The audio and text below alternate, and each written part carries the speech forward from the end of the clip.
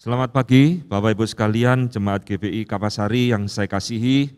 Kita masih dalam satu suasana pandemi sehingga saya berkhotbah hari ini tidak dapat bertemu muka dengan Bapak Ibu sekalian. Dan saya berharap Bapak Ibu sekalian dalam keadaan yang baik dan sehat. Mari kita berdoa sebelum kita merenungkan firman Tuhan. Bapa di dalam surga, kembali kami datang menghampiri Engkau. Di saat-saat seperti ini kami membutuhkan kekuatan dan penghiburan dari Tuhan sekali lagi. Tuhan, kami menyerahkan waktu yang Engkau sudah berikan ini, jikalau sebentar kami akan merenungkan firman-Mu, hadirlah di tengah-tengah kami, di dalam keluarga kami, di dalam rumah kami, dan firman Tuhan boleh memberikan kekuatan dan penghiburan kepada kami di tengah-tengah situasi yang sulit ini. Kau juga pimpin hamba-Mu Tuhan, boleh menyampaikan firman Tuhan dengan jelas, sehingga firman ini boleh jadi berkat bagi kami semua. Di dalam nama Tuhan kami Yesus Kristus, kami berdoa dan mengucap syukur. Amin. Saudara, mari kita membuka satu bagian firman Tuhan dari Yohanes pasal 8 ayat 30 sampai ayat 36. Yohanes pasal 8 ayat 30 sampai 36, kita akan berbicara tentang kebenaran yang memerdekakan. Setelah Yesus mengatakan semuanya itu, banyak orang percaya kepadanya. Maka katanya kepada orang-orang Yahudi yang percaya kepadanya, "Jikalau kamu tetap dalam firman-Ku, kamu benar-benar adalah murid-Ku, dan kamu akan mengetahui kebenaran, dan kebenaran itu akan memerdekakan kamu." Jawab mereka, "Kami adalah keturunan Abraham dan tidak pernah menjadi hamba siapapun. Bagaimanakah engkau dapat berkata, kamu akan merdeka?" Kata Yesus kepada mereka, "Aku berkata kepadamu, sesungguhnya setiap orang yang berbuat dosa adalah hamba dosa. Dan hamba tidak tetap tinggal dalam rumah, tetapi anak tetap tinggal dalam rumah. Jadi apabila anak itu memerdekakan kamu, kamu pun benar-benar merdeka." Saudara sekalian, Yohanes pasal 8 adalah satu pasal yang sangat menarik untuk dibahas, sekaligus satu pasal yang sangat penting untuk dimengerti. Karena di dalam pasal ini kalau kita melihat di dalam rentetan mulai pasal 8 ayat pertama, di sana Tuhan Yesus banyak mengajar hal kepada orang-orang Yahudi. Di dalam ayat 12, Tuhan Yesus berbicara tentang dirinya sebagai terang dunia. Dan di dalam ayat 21, di sana Tuhan Yesus mengajarkan tentang asal-usulnya bukan dari dunia ini. Nah saudara, di dalam ayat 30 yang tadi kita baca, di sana dibuka dengan satu kalimat, mendengar setelah Yesus mengatakan semuanya itu, banyak orang percaya kepadanya. Pengajaran Tuhan Yesus begitu menarik hati orang-orang, saudara, sehingga mereka mau percaya kepada Tuhan Yesus. Tetapi perhatikan saudara, ketika Tuhan Yesus mulai berbicara tentang kemerdekaan, di situ muncul satu reaksi dari orang-orang yang tadinya percaya, sekarang mulai mempertanyakan akan perkataan Tuhan Yesus. Kami ini adalah keturunan Abraham, kami tidak pernah jadi hamba siapapun. Untuk apa kamu mengatakan kami harus merdeka? Saudara-saudara, ini menunjukkan satu hal penting bagi kita ya. Bahwa banyak orang ini mengagumi ajaran Tuhan Yesus, saudara. Mau jadi murid Tuhan Yesus, tetapi mereka tidak mengerti satu realitas yang mengerikan yang Tuhan Yesus sedang bicarakan di dalam pasal ini, yaitu adalah dosa. Saudara, Tuhan Yesus sama sekali bukan berbicara tentang kemerdekaan jasmani, saudara. Karena memang pada waktu itu kita tahu bangsa Yahudi sedang dijajah oleh Roma. Tapi Tuhan Yesus bukan bicara tentang kemerdekaan dari penjajahan Romawi. Tuhan Yesus di sini sedang berbicara tentang perbudakan yang sedang dialami oleh manusia, yaitu adalah dosa. Saudara yang dikasihi Tuhan, kita harus mengingat saudara, dari belajar dari bagian ini, bahwa seseorang itu tidak akan pernah tuntas mengenal siapakah Kristus jika orang itu tidak mengenal dirinya sebagai orang berdosa. Saya ulangi saudara kalimat yang penting ini, seseorang itu tidak akan pernah tuntas mengenal siapa Yesus Kristus itu jikalau di dalam dirinya dia tidak sadar dia adalah orang berdosa. Nah inilah yang terjadi di dalam Yohanes pasal 8 yang tadi kita baca. Saudara, ini menjadi satu ironis bagi kita ya, bahwa banyak orang itu mau jadi pengikut Yesus, rajin ke gereja, senang dengar khotbah dan sebagainya, tetapi saudara tidak mau dan tidak suka disebut sebagai orang berdosa. Ini satu hal yang sangat ironis sekali, sebab inilah esensi saudara yang Tuhan Yesus ingin kerjakan ketika dia datang ke dalam dunia, yaitu dia membereskan dosa. Maka saudara, hari ini saya ingin mengajak kita merenungkan bagian yang penting ini, sebab di dalam Roma 3 ayat 23, Paulus mengatakan, semua orang itu berdosa dan telah kehilangan kemuliaan Allah. Saudara, Tuhan Yesus berbicara tentang kemerdekaan dari dosa. Maka sebenarnya apa sih dosa itu, saudara? Kita seringkali mendengar istilah dosa, berdosa, tapi kita jarang merenungkan dosa itu sebenarnya apa. Saudara, orang-orang dari kubu liberalisme, orang-orang yang liberal, teolog-teolog liberal, itu mengatakan dosa itu hanya satu imperfection, satu ketidaksempurnaan. Yalah, kita ini manusia yang tidak sempurna, tidak ada orang tidak sempurna, maka semua orang itu adalah orang berdosa.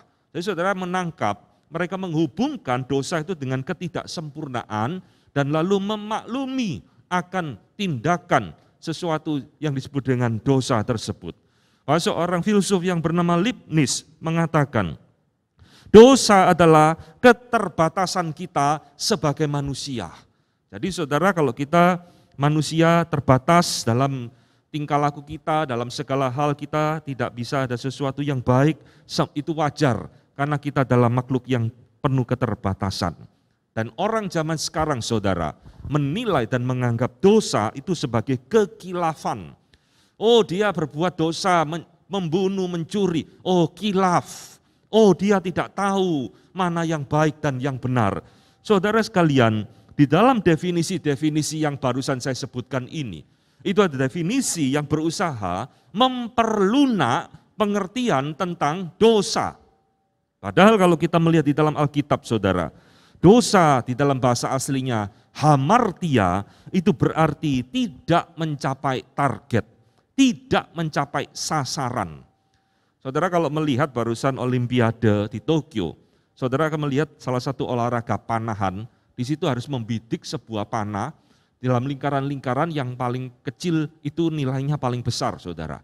Dan ketika seorang pemanah itu tidak tepat di tengah sasaran, itulah dosa sebenarnya. Itulah gambaran dosa, hamartia, missing the target, tidak sesuai, tidak mencapai target atau standar yang Allah tetapkan bagi kita. Jadi saudara, dosa itu adalah satu tindakan yang di dalam kesengajaan manusia melawan Allah, memberontak Allah, melanggar hukum-hukum Allah, sehingga dikatakan manusia tidak mencapai standar yang Allah tetapkan. Saudara, itulah definisi yang paling mendasar dari arti dosa. Jadi dosa itu adalah saudara, sekali lagi kita itu memberontak kepada Allah, tidak sanggup mencapai sasaran yang Allah tetapkan bagi kita. Maka kalau begitu saudara, dosa itu bukan bicara tentang ketidaksempurnaan. Manusia itu diciptakan Tuhan sempurna. Manusia itu diciptakan pada awalnya itu baik. Manusia itu diciptakan Tuhan diberikan pengertian tentang baik dan jahat, baik dan tidak baik. Jadi saudara sekalian, maka kita tahu sekarang ketika manusia berdosa, mulai dari Adam hingga kita hari ini saudara, tidak ada dosa di mata Allah yang dilakukan dengan tidak sengaja. Kilaf, tidak ada saudara dosa kilaf itu. Oh saya kilaf. Saudara, semua dosa itu di mata Tuhan dilakukan dengan sengaja. Maka dosa adalah sesuatu yang sangat serius saudara di mata Tuhan. Bukan karena kita tidak sempurna, tapi karena dosa itu selalu muncul dari sebuah keinginan yang ada di dalam diri kita. Jadi saudara yang dikasihi Tuhan, hari ini saya harap kita mulai memahami pengertian dosa dengan lebih dalam lagi. Dosa itu bukan sekedar mencuri, dosa itu bukan sekedar berdusta, dosa itu bukan sekedar berzina dan lain-lain. Itu adalah manifestasi dari dosa. Tetapi dosa itu sendiri artinya kita tidak mencapai target, standar yang Allah tetapkan bagi kita. Saudara yang dikasihi Tuhan, Tuhan Yesus di dalam Yohanes pasal ke-8 ini mengatakan kepada orang-orang Farisi, orang-orang Yahudi yang mulai percaya kepada Dia, kalau kamu tahu hidup di dalam firman-Ku, kamu akan mengenal kebenaran, dan kebenaran itu akan memerdekakan engkau. Berarti saudara, di mata Tuhan Yesus, sekalipun mereka adalah orang Yahudi, mereka belum merdeka. Bukan saja belum merdeka dari penjajahan Romawi, tetapi mereka menurut Tuhan Yesus adalah orang-orang yang belum dimerdekakan dari dosa. Mengapa saudara Tuhan Yesus berbicara dosa itu harus dimerdekakan? Karena kalau kita melihat di dalam ayat 34, Tuhan Yesus di sana memberikan kepada kita satu petunjuk bahwa sesungguhnya setiap orang yang berbuat dosa adalah hamba dosa. Saudara, kalimat ini penting, saudara. Dosa itu dikatakan oleh Tuhan Yesus memiliki sifat memperhamba, memperbudak manusia. Maka saya akan memberikan kepada kita 4 arti penting pada pagi hari ini. Apa artinya dosa itu memperhamba kita, saudara? Saudara, kita tidak terasa, kita tidak sadar bahwa dosa itu sebenarnya adalah satu tuan, satu majikan, satu kuasa yang memperbudak hidup manusia. Pertama saudara, dosa itu memperhamba kita, karena dosa itu memisahkan manusia dengan Allah. Saudara, apa hubungannya memisahkan manusia dengan Allah dan memperbudak? Saudara lihat ya, dosa itu membuat manusia terpisah dengan Allah, bukan sekedar fisik. Adam dan Hawa diusir oleh Tuhan dari Taman Eden, pergilah, ya kamu tidak layak berada di tempat ini. Tapi dosa itu juga memisahkan manusia dengan Allah di dalam aspek relasi, saudara. Relasinya putus antara Allah dan manusia karena manusia telah berdosa. Nah saudara perhatikan, ketika dosa itu memisahkan kita dengan Allah, dosa itu mengambil alih peran Allah di dalam hidup kita. Dulu kita adalah hambanya Allah. Ketika berpisah dengan Allah, dosa itu sekarang mengambil alih dan memperbudak kita. Inilah saudara artinya, dosa itu memperbudak manusia, memperhamba manusia. Karena ketika Allah itu tidak ada di dalam hidup manusia, dosalah yang berkuasa, dosalah yang menjadi tuan, yang memperbudak hidup manusia. Bapak Ibu sekalian yang dikasihi Tuhan, hal kedua, apa artinya dosa itu memperhamba hidup manusia?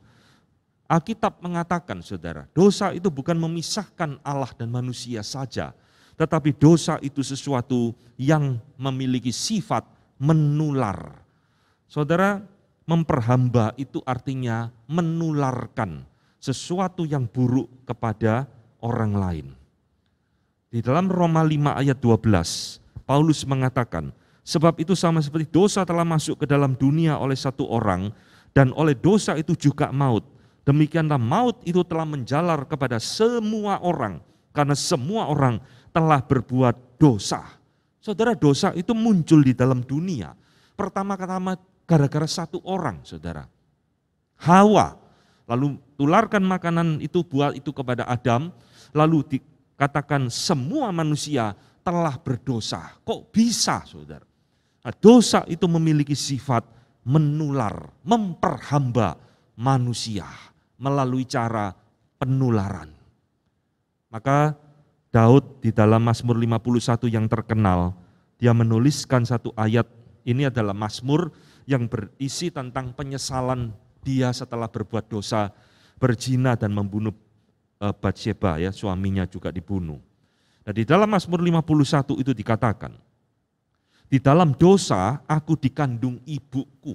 Bayangkan saudara, Daud sampai mengatakan bahwa sejak dia di dalam kandungan ibunya, sebagai janin yang belum lahir, dia mengatakan di dalam dosa aku dikandung oleh ibuku. Ini yang disebut dengan dosa turunan. Original sin. Dosa itu ternyata menular Dari bapak kepada anaknya, nanti kepada cucu, terus dari generasi ke generasi.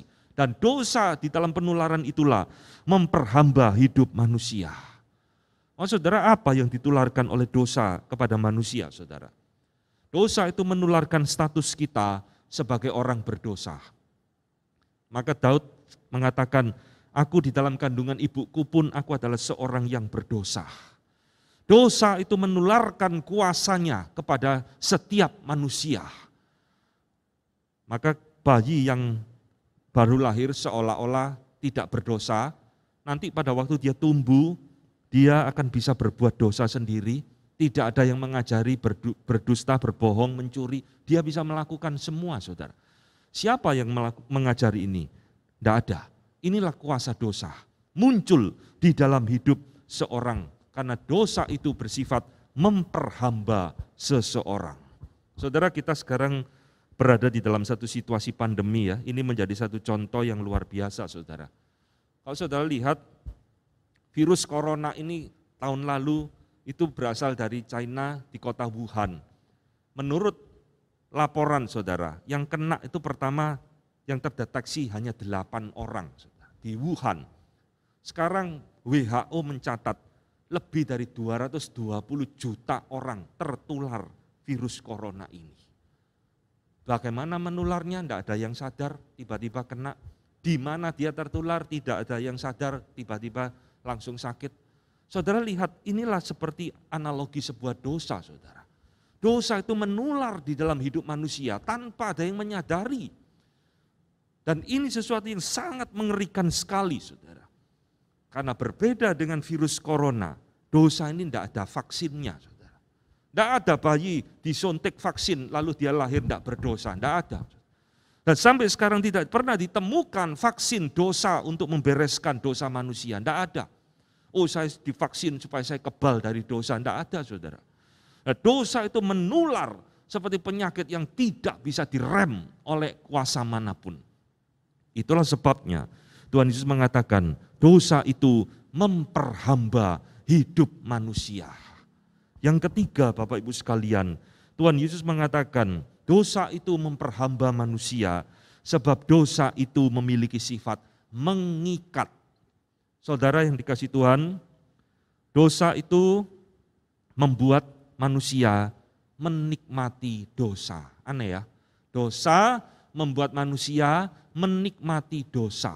Tidak ada orang berbuat dosa tidak menikmatinya. Semua dosa itu nikmat, oleh sebab itu manusia selalu menikmati dosa.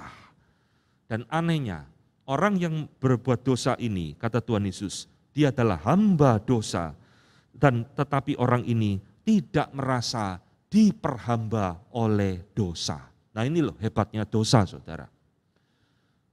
Kalau dulu zaman penjajahan, orang diperbudak, diperhamba, disuruh kerja keras, suruh kerja paksa, dia kerja ogah-ogahan saudara, dicambui, tidak diberi makan, kerja dengan menggerutu, kerja dengan ngomel-ngomel. Tapi dosa itu memperbudak manusia dengan cara yang lain. Dia begitu halus, sehingga kita itu tidak merasa diperbudak, bahkan kita senang diperbudak oleh dosa. Kita menikmati apa yang kita lakukan. Ini saudara celakanya berdosa saudara. Maka orang Yahudi ketika Tuhan Yesus, kalau kamu tahu kebenaran, kebenaran itu akan memerdekakan kamu. Orang Yahudi tidak terima saudara. Kami ini orang merdeka, kami bukan hamba siapapun. Mengapa kamu katakan kami harus dimerdekakan? Saudara lihat ya, orang Yahudi tidak merasa dirinya orang berdosa. Tidak merasa diperbudak oleh dosa. Maka mereka komplain tentang perkataan Tuhan Yesus yang akan memerdekakan mereka. Jadi saudara, orang di dalam dosa, itu sense of righteousness-nya mati. Satu rasa kebenaran untuk membedakan yang benar dan yang jahat, yang berdosa dan tidak berdosa, itu sudah hilang saudara. Orang itu kalau mati rasa, dipukul, dia tidak merasa sakit. Sense perasaan akan kebenaran itu sudah hilang di dalam dirinya. Dan dosa itu mengikat orang tersebut terus seperti sebuah lem yang menempel di dalam diri seseorang yang tidak bisa dilepaskan. Inilah saudara bahayanya dosa, dikatakan memperbudak dan memperhamba manusia. Keempat saudara, mengapa dosa itu memperhamba manusia? Sebab dosa itu memiliki sifat yang kekal. Paulus mengatakan, upah dosa adalah maut, kematian. Dan kematian itu saudara, tidak membuat kuasa dosa itu hilang. Saudara, kita keliru sekali ya, kalau kita memiliki satu falsafah hidup, tidak apa-apa berbuat dosa yang banyak selama hidup, nanti mati ya sudah selesai. Tidak saudara, Alkitab mengatakan kepada kita, bahwa justru setelah kematian, dosa itu tetap mengikuti orang tersebut. Artinya, dosa itu kekal, dosa itu membawa kita kepada penghukuman Allah yang kekal. Saudara, ini yang dikatakan di dalam Alkitab, saudara. Bahkan Tuhan Yesus di dalam Yohanes pasal 8 yang tadi kita baca, di dalam ayat 21 dan 24, Tuhan Yesus mengulang 2 kali kalimat yang sama. Sebab jikalau kamu tidak percaya bahwa akulah dia, kamu akan mati dalam dosamu. Saudara lihat, dosa itu menyebabkan bukan saja keterpisahan Allah dengan manusia, tetapi dosa itu membawa kematian kekal di dalam diri manusia. Karena dosa itu memperhamba manusia sampai di dalam kekekalan, sampai selamanya. Tidak ada pernah selesainya. Saudara, inilah 4 hal mengapa Tuhan Yesus mengatakan kepada kita, setiap orang yang berbuat dosa, dia sedang diperhamba oleh dosa. Maka saudara, bagaimana kita membereskan masalah ini? Orang Yahudi ketika mendengar perkataan Tuhan Yesus ini memberikan satu respon di dalam ayat 33. Kami adalah keturunan Abraham. Saudara, apa arti dari ayat ini saudara? Tuhan Yesus ngomong tentang kemerdekaan. Tuhan Yesus ngomong tentang perhambaan. Lalu orang Yahudi berespon, oh kami adalah keturunan Abraham. Saudara, kalimat ini mengindikasikan mereka itu ingin berargumentasi dengan Tuhan Yesus. Tuhan Yesus, kamu salah. Kamu ngomong kita diperbudak, kita harus dimerdekakan. Mereka ingin mengatakan kami ini tidak mungkin berdosa. Kami ini bukan orang berdosa. Sebab kami ini adalah keturunan Abraham.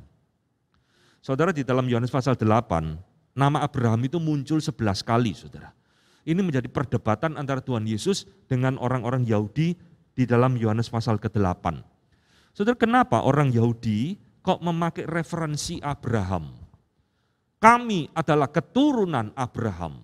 Kita tahu saudara, Abraham adalah bapak leluhur orang Yahudi. Jadi Yakub itu boleh dikatakan adalah cucu dari Abraham dan melalui Yakub lahirlah bangsa Israel.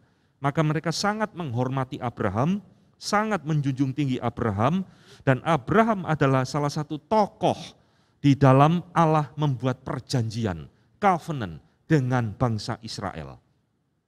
Tuhan memerintahkan kepada Abraham, setiap keturunanmu harus disunat, dan itu menjadi umat kesayanganku dan sebagainya. Jadi saudara, poin yang ingin disampaikan oleh orang Yahudi kepada Tuhan Yesus, mereka ingin mengatakan, karena kami adalah keturunan Abraham, kami ini tidak perlu dimerdekakan dari dosa. Karena kami adalah keturunan Abraham, kami ini adalah orang-orang yang pasti diselamatkan. Karena kami adalah keturunan Abraham, kami ini sudah memiliki aturan-aturan, ritual-ritual di dalam agama kami, dan kami tidak perlu dimerdekakan seperti pemikiranmu. Saudara, kira-kira seperti itulah arti perkataan ini. Saudara yang dikasihi Tuhan, poin ini mengingatkan kepada kita, Tuhan Yesus tidak berdiam diri. Oh, kamu keturunannya Abraham ya, oh ya maaf ya, oh tidak saudara. Maka Tuhan Yesus tadi mengatakan, setiap orang yang berbuat dosa, dia adalah hamba dosa. Tuhan Yesus ingin berkata kepada mereka, saya tidak peduli kamu keturunannya Abraham, keturunannya ini itu, tidak peduli kata Tuhan Yesus. Dan setiap orang yang berbuat dosa, dia adalah hambanya dosa. Sekalipun dia adalah keturunan Abraham. Saudara, kalau kita lihat perjanjian lama, sekalipun Abraham itu disebut bapak orang beriman, Abraham juga berulang kali berbuat dosa, saudara. Tidak setia, tidak taat, melanggar perintah Tuhan. Tidak ada orang sempurna. Maka saudara, di dalam bagian ini Tuhan Yesus ingin mengkoreksi pemikiran orang-orang Yahudi ini. Jangan berpikir, karena engkau keturunan Abraham, engkau pasti selamat. Belum tentu. Jangan berpikir karena nenek moyangmu adalah Abraham, engkau bukan orang berdosa. Tidak, engkau tetap adalah hamba dosa yang harus dimerdekakan. Setiap kali kita mengingat poin ini, saudara, kita diingatkan satu prinsip penting di dalam Alkitab. Agama tidak pernah menyelamatkan manusia. Agama tidak pernah membereskan dosa. Ritual-ritual agama tidak pernah menyelamatkan manusia. Saudara-saudara, sebagai aplikasinya di dalam bagian ini, saudara, kita diingatkan kembali. Maka jangan sekali-sekali kita berpikir, karena saya sudah dilahirkan di dalam keluarga Kristen, maka saya bukan orang berdosa. Jangan. Ini pemikiran seperti orang Yahudi yang keliru di dalam Yohanes 8. Jangan berpikir, karena saya dilahirkan dalam keluarga Kristen, maka saya pasti diselamatkan. Belum tentu, saudara. Keselamatan itu adalah bersifat pribadi, bukan bersifat turunan. Maka jangan juga kita berpikir, karena kita sudah rajin ke gereja sejak kecil, maka kita pasti adalah orang yang merdeka dari dosa. Belum tentu, saudara. Inilah yang Tuhan Yesus ingin ingatkan kepada orang-orang Yahudi yang berargumentasi dengan pengajarannya. Agamamu, keturunanmu, nenek moyangmu sekalipun Abraham, engkau tetap adalah orang berdosa. Maka bagaimana kemerdekaan yang sejati dari dosa bisa diperoleh oleh kita? Sekarang Tuhan Yesus berbicara tentang satu prinsip di dalam ayat 31. Jikalau kamu tetap di dalam firman-Ku, kamu benar-benar murid-Ku, dan kamu akan mengenal kebenaran, dan kebenaran itulah yang akan memerdekakan kamu. Saudara-saudara, kebenaran yang akan memerdekakan kita, kata Tuhan Yesus. Bukan faktor keturunan, bukan faktor etnis, bukan agama, bukan ritual, dan sebagainya. Tetapi kebenaran itulah yang akan memerdekakan engkau. Saudara yang dikasihi Tuhan, siapa yang Tuhan Yesus maksudkan dengan kebenaran di dalam bagian ini? Truth di dalam bahasa Yunani adalah aletheia. Jadi kalau ada sekolah namanya aletheia, ada STT di Lawang namanya aletheia, itu artinya kebenaran. Saudara, di dalam ayat 36 menarik untuk kita perhatikan. Tuhan Yesus ngomong, apabila anak itu memerdekakan kamu, kamu pun benar-benar merdeka. Ini jawabannya, saudara. Kalau saudara tanya, kebenaran seperti apa Pak yang bisa memerdekakan saya dari dosa? Tuhan Yesus jawab sendiri, kalau anak itu memerdekakan kamu, kamu pun benar-benar merdeka. Saudara, ini satu klaim dari Tuhan Yesus, saudara, bahwa dialah kebenaran itu sendiri. Dan di dalam seluruh Injil Yohanes, kebenaran itu selalu menunjuk kepada pribadi Tuhan Yesus.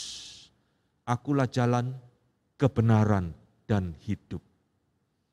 Tuhan Yesus berulang kali mengklaim dirinya sebagai kebenaran itu sendiri yang akan memerdekakan kita dari segala belenggu dosa. Maka di dalam ayat 35, Tuhan Yesus di situ memberikan satu perumpamaan tentang hamba dan anak, saudara. Seorang hamba itu tidak tetap tinggal di dalam rumah, tapi anak itu tetap tinggal di dalam rumah. Maksudnya apa, saudara? Tuhan Yesus ingin mengatakan, seorang hamba itu bukan orang merdeka. Dia bukan ahli waris, dia bisa dijual, masa depannya tidak jelas, itulah hamba. Dengan kata lain Tuhan Yesus ingin mengatakan, kalau kamu menjadi hamba dosa, ya kamu itu seperti hamba ini, saudara. masa depanmu tidak jelas, engkau bukan ahli waris kerajaan Allah. Tetapi kalau engkau menjadi anak, engkau menjadi ahli waris, engkau milik Bapa. Engkau masa depannya jelas dan terjamin. Engkau tetap tinggal di dalam rumah, artinya engkau dimerdekakan. Engkau bukan lagi menjadi hamba siapapun. Saudara, ini satu perumpamaan yang Tuhan Yesus ingin berikan kepada orang Yahudi yang belum mengerti akan perkataannya. Kalau selama kamu diperbudak dosa, ya kamu menjadi seperti hamba yang masa depannya tidak jelas kemana engkau pergi. Saudara-saudara yang dikasihi Tuhan Yesus, Tuhan Yesus mengatakan, kalau anak itu memerdekakan engkau, kamu pun akan benar-benar merdeka. Maka pertanyaannya bagi kita, bagaimana sih Kristus itu memerdekakan kita dari dosa, saudara? Kalau anak itu memerdekakan engkau, kamu pun benar-benar merdeka. Apakah Tuhan Yesus berperang? Tidak. Saudara, di dalam seluruh Alkitab, dosa itu justru dibereskan dengan cara yang tidak pernah dipikirkan oleh manusia. Paulus mengatakan di dalam 2 Korintus 5 ayat 21, saudara. Dia yang tidak mengenal dosa telah dibuatnya menjadi dosa karena kita, supaya di dalam Dia kita dibenarkan oleh Allah. Ini saudara jawabannya. Bagaimana Kristus itu mau memerdekakan kita? Yaitu Dia menjadi dosa karena kita. Artinya saudara, dosa yang seharusnya menjadi bagian dalam diri kita, sekarang ditimpahkan kepada Kristus. Kristus itu mati, dan kematiannya itulah yang membawa pembenaran, membawa pendamaian di dalam hidup kita. Inilah saudara, cara Kristus memerdekakan kita dari dosa di dalam hidup kita. Melalui kematiannya dan kebangkitannya, Dia menanggung segala hukuman kita, sehingga kita sekarang menjadi orang yang merdeka. Saudara yang dikasihi oleh Tuhan Yesus, hari ini kita berkhotbah di dalam konteks mengingat dan merayakan kemerdekaan bangsa kita yang ke-76, yang beberapa hari lalu telah kita lewati. Tetapi apa yang dikhotbahkan oleh Tuhan Yesus ini adalah satu khotbah yang tetap relevan bagi setiap umat manusia sepanjang zaman. Banyak orang tidak sadar sedang diperbudak, diperhamba oleh dosa di dalam hidupnya. Dosa itu membelenggu hidupnya, tetapi dia tidak sadar, dia justru menikmati dosa. Saya berharap saudara, siapapun kita, dimanapun kita yang mendengarkan khotbah ini, biar khotbah ini boleh mengingatkan kepada kita semua, bahwa kemerdekaan yang sejati di dalam dosa hanya bisa ditebus melalui hidup Tuhan Yesus Kristus. Sudahkah engkau menerima Dia sebagai Tuhan dan Juru Selamat di dalam hidupmu? Sudahkah engkau sungguh-sungguh menyerahkan segala hidup dan dosamu di dalam kuasa Tuhan Yesus, supaya engkau boleh menjadi orang yang betul-betul dimerdekakan dari dosa? Kiranya firman Tuhan pada pagi ini boleh menjadi berkat bagi kita semua, dan kita boleh diingatkan kembali untuk hidup berkenan di hadapan Tuhan. Mari kita tunduk kepala, kita akan menutup khotbah ini dengan doa. Bapa di dalam surga, kami bersyukur kepada Engkau karena hari ini Tuhan mengingatkan kepada kami bahwa di tengah-tengah kemerdekaan kami secara jasmani, begitu banyak orang yang tetap diperbudak, diperhamba oleh kuasa dosa di dalam hidupnya. Kami bersyukur Tuhan, Engkau telah mengutus anak-Mu Yesus Kristus datang ke dalam dunia untuk mati bagi kami, menggantikan kami, sehingga melalui kematiannya kami sekarang dimerdekakan dari belenggu dosa. Tuhan, hamba-Mu berdoa, apabila ada di antara kami yang mendengarkan khotbah ini, yang belum sungguh-sungguh berada di dalam Tuhan, yang masih jauh dari Tuhan, yang belum mengenal Kristus sebagai Tuhan dan Juru Selamat, biar Tuhan berbelas kasihan kepada mereka, menjamah hati mereka, dan membawa mereka kembali mengenal Engkau. Terima kasih Tuhan untuk kemerdekaan yang Engkau sudah berikan di dalam hidup kami. Biarlah kami kembali boleh menyerahkan, mendedikasikan hidup kami untuk melayani Tuhan. Terima kasih. Di dalam nama Tuhan kami Yesus Kristus, Tuhan dan Juru Selamat kami yang hidup, kami berdoa, kami mengucap syukur. Amin.